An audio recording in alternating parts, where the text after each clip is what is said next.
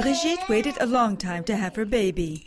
Not because she didn't want to, but because she couldn't. For 10 years, she and her husband tried to get pregnant without success.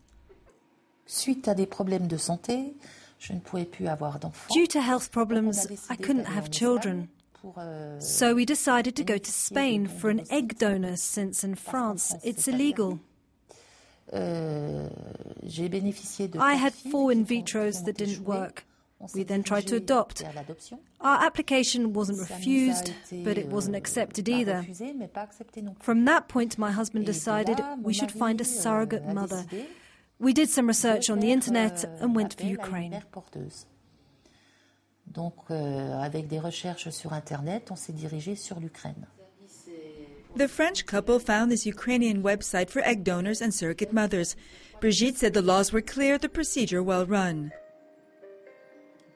The trouble began after their son's birth. She and her husband, who's the biological father, went to the embassy in Kiev to apply for their son's French citizenship. Their request was blocked because surrogacy is a criminal offense in France.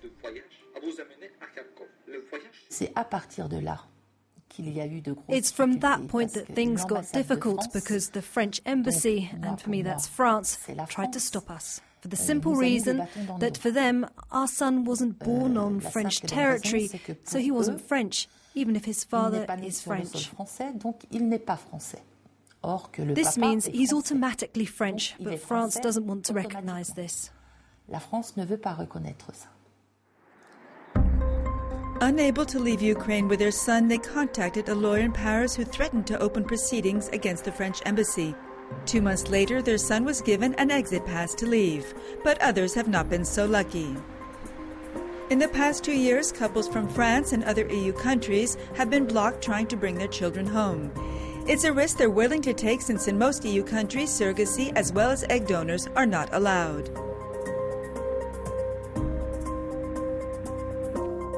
This clinic in Ukraine specializes in reproductive medicine. Its claim to fame is that it helped a Swiss woman give birth to twins at the age of 66 years old. The French version of their website shows a communiqué released last January by the French Minister of Justice. It states that all children born of surrogate mothers are French citizens if one of the biological parents is French. Although this is in fact French law, it's easier in theory than in practice. France is one of the countries where the problem arises for registering the babies as French citizens. To avoid negative fallout for the company, we decided to suspend our work with French couples.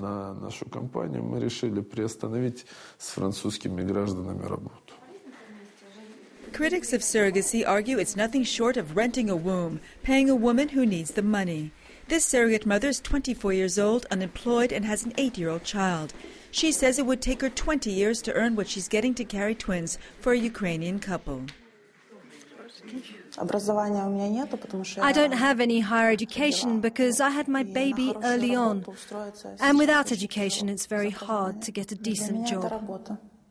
For me, it's a job. I understand this. I know this is not my child. This clinic has one of the best reputations in reproductive medicine in the world. Clients come from all over, including the United States, where surrogacy is legal but 5 times more expensive. Dr. Vladimir Kotlik is proud to help couples see their dreams come true, and the pictures on his wall attest to his clients' gratitude. But for him, critics who liken surrogacy to renting a womb are far from the truth. You cannot call it rent. We don't call it rent. And it is not the purchase of a child. Ukrainian legislation states that the real mother is the genetic mother and not the one who gives birth. So in this situation, the way we see the surrogate mother, how we look at her, is as a helping hand who receives the compensation for the big risks which she carries. Pregnancy, after all, is a huge risk for the mother.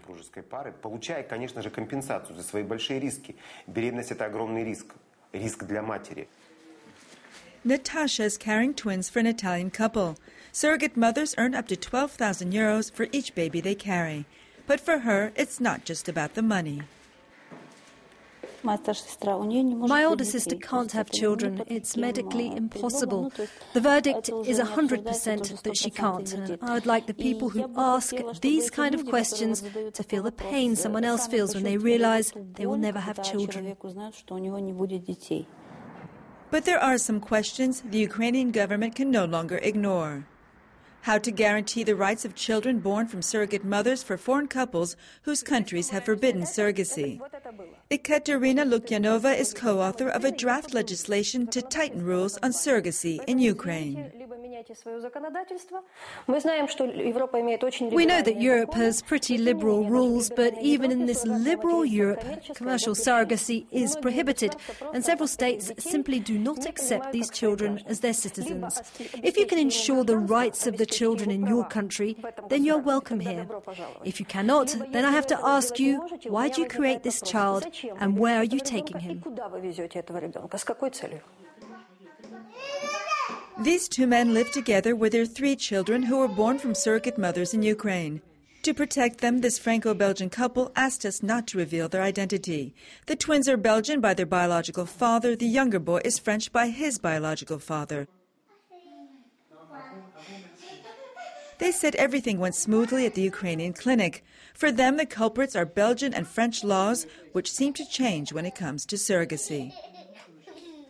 In Belgium, there is a judicial void. Surrogacy is not forbidden, but it's not authorised either. What is illegal is to pay for an organ or a human body. But the Belgian government, like France, has these internal communiques coming from the Ministry of Foreign Affairs that block all cases when there is any suspicion of a surrogate mother.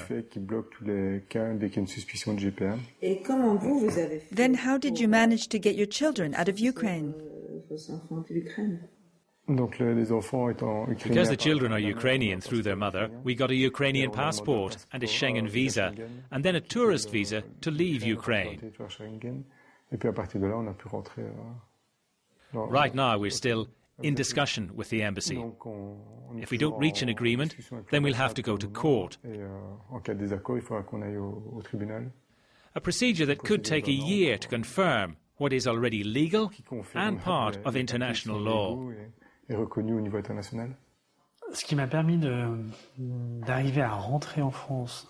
What allowed me to return to France with my child and to cross into the Schengen area is, and I think everyone forgets this, is that French law allows me to return when there is an official birth document.